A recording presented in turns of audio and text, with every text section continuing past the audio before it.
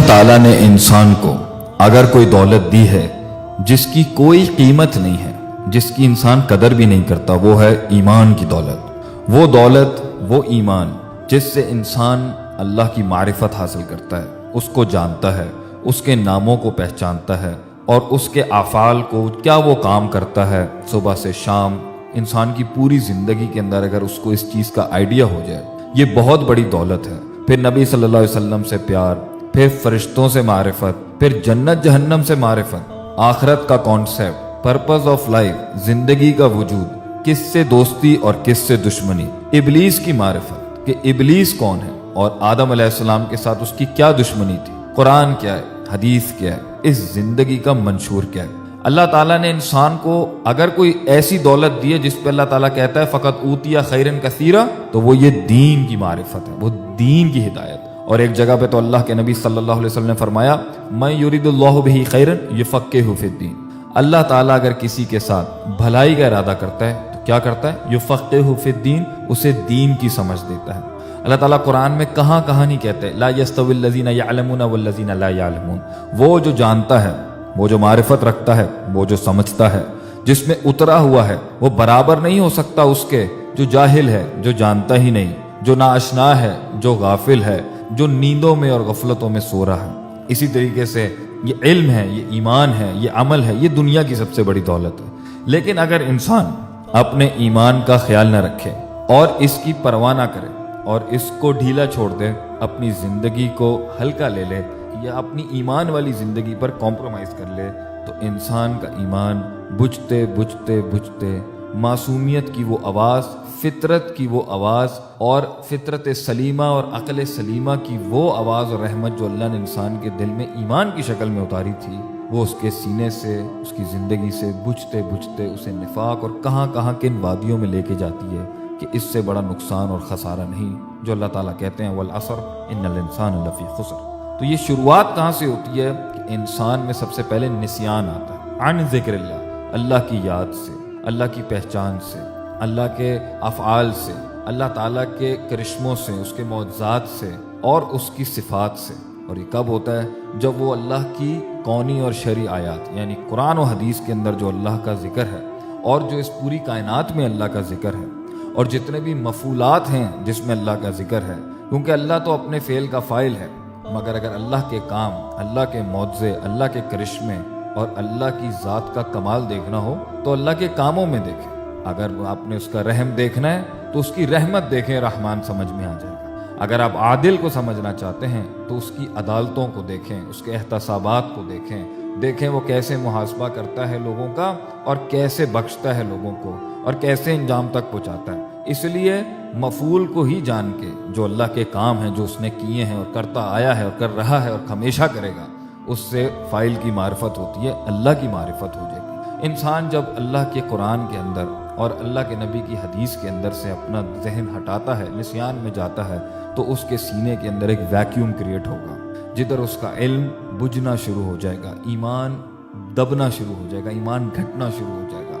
اور یہ دوسرا نسیان بن جاتا ہے کہ اگر انسان اللہ کی مخلوق میں غور و فکر چھوڑ دے، افلا ينظرون الى الابل كيف خلقت والى السماء كيف رفعت والى الجبال كيف نصبت والى الارض كيف سطحت۔ آسمان، زمین، اونٹ، مکھی، مچھر، اللہ تو کن چیزوں کا ذکر نہیں کرتا کہ دیکھو ان کو، غور سے دیکھو۔ لیکن جب یہ نسیان بڑھتا جاتا ہے تو یہ انسان میں دوسری بیماری، دوسرا سٹیشن لے کے آتا ہے اس کے ایمان کا، وہ ہے استوحش من اللہ۔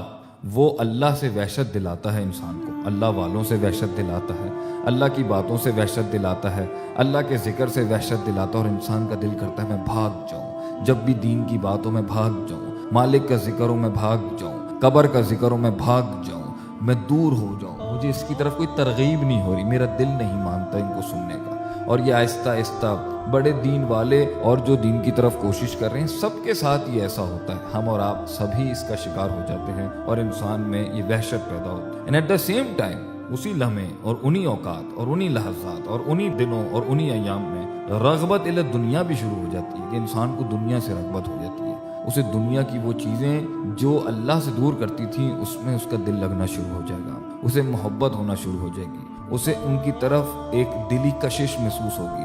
غلط کاموں سے، وقت کو ضائع کرنے سے، فضول چیزوں کے اندر، لغو لہو کھیل کود تماشوں کے اندر، اور وہ اپنی زندگی کو ایک لائٹلی لینا شروع کرتے ہیں۔ اور آج دیکھیں جو انسان بھی اپنے آپ کو برباد کر رہا ہے، جو انسان بھی خودکشیاں کر رہا ہے، جو انسان بھی شراب پی رہا ہے، جو انسان جھگڑے کر رہا ہے، گھر توڑ رہا ہے، رشتے توڑ رہا ہے، سب کو تنگ کر رہا ہے اور ذمہ داریاں نہیں سنبھال رہا، وہ ایک طریقے سے اپنی زندگی کو ہلکا، اس کی کوئی قدر و قیمت نہ رکھنا اور اس کا کوئی خیال لحاظ نہیں کرنا کہ اللہ کی نعمت تھی، اس کو سنبھال کے اس کا ایک دن حساب دینا ہے، انسان اپنے آپ کو وہاں پر ادنا اور بہت ہلکا لے لیتا ہے، جس کی وجہ سے انسان اس سٹیج میں آتا ہے۔ یہاں سے آگے بڑھتا ہے اور پھر گناہوں کا سلسلہ مزید شروع ہوتا ہے، اور صغیرہ گناہ کنسسٹنٹلی اور مستقل مزاجی سے ہونا شروع ہو جاتے ہیں، اس حد تک کہ صغیرہ کبیرہ بن جاتے ہیں اور کبیرہ بھی مستقل مزاجی میں چلا جاتے ہیں، اور انسان میں اس سٹیج پر غفلت ہی غفلت آنا شروع ہو جاتی ہے، وہ بھولنا شروع ہو جاتا ہے، ایسی نیند کہ جو آنکھیں بھی کھلی ہوں تو حق نہیں دکھائی دیتا، اور اس کے بعد اس میں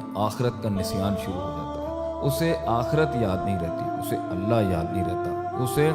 یہ نہیں پتا جہنم کیا ہوتی ہے، جنت کی امید نہیں ہوتی، جہنم کا ڈر نہیں ہوتا، قبر کے سوالوں کا خوف نہیں ہوتا، اور روز محشر اور ایک دن جو ہم نے اللہ کے سامنے آتا ہے وہ اس نسیان میں چلا جاتا ہے۔ اور آگے کیا ہوتا ہے؟ وَتْمَأَنُّ بِهَا، اس میں ایک طمانینت آ جاتی ہے، ایک اطمینان آ جاتا ہے دنیا کے اوپر۔ یہ دنیا جو فانی ہے، جس میں خوف ہے، غم ہے، دھوکے ہیں، بے وفائیاں ہیں، اور اس کے اندر کامیابیاں بھی ہیں، مگر اگر وہ عقیدے اور نظریے کے ساتھ ہو، ورنہ تو ایک قانون کے مطابق آپ جتنا کھائیں گے، جتنا کنزیوم کریں گے، وہ آپ کو اس کے اندر سے آپ کو سکون دینے والا وہ مادہ ہی ختم ہو جائے گا۔ لیکن انسان کا پھر دل لگنا شروع ہو جاتا ہے۔ وَتْمَأَنُّ بِهَا، سورہ یونس میں اللہ فرماتے ہیں کہ اس کا دل میں اطمینان آنا شروع ہو جاتا ہے، وہ اس کے اوپر ٹھہرنا شروع ہو جاتا ہے، اور وہ دنیا کی چیزوں پر راضی ہونا شروع ہو جاتا ہے، اور پھر اس کے بعد اس کے پاس وہ باطل دلائل ڈھونڈنا شروع کرتا ہے تاکہ وہ حق سے بھاگ سکے، اور اپنے اندر دلائل ڈھونڈ رہا ہوتا ہے کہ نہیں، ایمان کی زندگی کے اندر یہ مسائل ہیں، ایمان میں یہ سختیاں ہیں، ایمان کے رستے میں یہ نہیں ملتا، ایمان کے رستے میں کوئی مزہ نہیں ہے، ایمان کے رستے میں کوئی سکون نہیں ہے، دیکھیں دنیا میں ترقی بھی کرنی ہے، جینا بھی ہے، معاملات بھی کرنے ہیں، حساب کتاب بھی کرنے ہیں، اور پھر آگے سے اس کا دل فی قلوبہم مرض، مریض ہونا شروع ہو جاتا ہے، فزادہم اللہ مرضا، اور اس کے دل کے اس مرض میں زیادتی ہونے لگتی ہے، اور پھر نفاق اصغر اس کے دل میں آنا شروع ہوتا ہے، جو نفاق اکبر بن جاتا ہے، مائنر ہپوکریسی، مائنر نفاق میجر نفاق بنتا ہے، جب اذا حدث کذب، جب بولے گا جھوٹ بولے گا، واذا عہد فجر، اور جب عہد کرے گا، کمٹمنٹ دے گا تو اس وعدے کی خلاف ورزی کر دے گا، واذا آصم فجر، اور جب جھگڑا کرے گا تو گالم گلوچ، زبان یہاں سے بد تہذیب اور بد اخلاق زبان انسان کی ہو جاتی ہے، اور اس کے آگے ایک ایسا دل کا معاملہ آتا ہے جسے زیغ القلوب بھی ہم کہتے ہیں، جس کی ہم دعا بھی مانگتے ہیں، ربنا لا تزغ قلوبنا بعد اذ ہدیتنا، اللہ ہمارے دل کو نہ پھیر دیں بعد اس ہدایت کے، اور استقامت کے اس لیول پہ آ کے بالکل پرخچے ہی اڑ جاتے ہیں کہ انسان کبھی آتا ہے کبھی نہیں آتا، کبھی نماز پڑھتا ہے کبھی نماز نہیں پڑھتا، کبھی جمعہ پڑھتا ہے کبھی نہیں پڑھتا، کبھی قرآن پڑھتا ہے کبھی قرآن نہیں پڑھتا، کبھی سچ بولتا ہے کبھی جھوٹ بولتا ہے۔ یہ آخری سٹیجز ہوتی ہیں اس حد تک کہ انسان کے دل پہ ران، دل کے اوپر ایک زنگ اتنا ہو جاتا ہے، اور پھر حتی تعلق قلبہ، اس کے دل کے اوپر کالک ہی کالک چھا جاتی ہے، حق کی معرفت کھو بیٹھتا ہے، منکر کی معرفت کھو بیٹھتا ہے، حق کو منکر جانتا ہے اور منکر کو حق جانتا ہے، معروف کو منکر سمجھتا ہے، منکر کو معروف سمجھتا ہے، نیکی کو ناکامیابی سمجھتا ہے اور برائی کو کامیابی سمجھتا ہے، اور انسان کا ایمان جب یہ گچ مچ ہو جائے اور حق باطل کی اسے تفریق نہ ہو، اور وہ نسیان میں، غفلت میں، معصیت میں، کبائر میں ڈوبا ہوا ہو، ہدایت آنے کے بعد یا آئی بھی تھی یا اس کو دھتکار دیا، یا زندگی بھر یہ معاملات ہی سمجھ میں نہیں آئے کہ حق کیا ہوتا ہے، باطل کیا ہوتا ہے، زندگی کیا ہوتی ہے، مقصد کیا ہوتا ہے، لوگ کیا ہوتے ہیں، حقوق کیا ہوتے ہیں، اللہ کیا ہوتا ہے، بندے کیا ہوتے ہیں، آخرت کیا ہوتی ہے، دنیا کیا ہوتی ہے، مقصد کیا ہوتا ہے، انجام کیا ہوتا ہے، اس سے بڑی ایمان کا نقصان اور ایمان کا کم ہونا انسان کا سب سے بڑا خسارہ ہے۔ اللہ تعالیٰ ہمیں ان سارے سٹیجز میں جن درجوں میں سے ہم گر کے اپنے ایمان کو اس کا نقصان کر رہے ہیں، ہمیں اس کو احسان کے درجے پر، ایمان کے درجے پر، اسلام کے درجے پہ پہنچانے کی توفیق اور محنت کرنے کی توفیق عطا فرمائے۔ آمین۔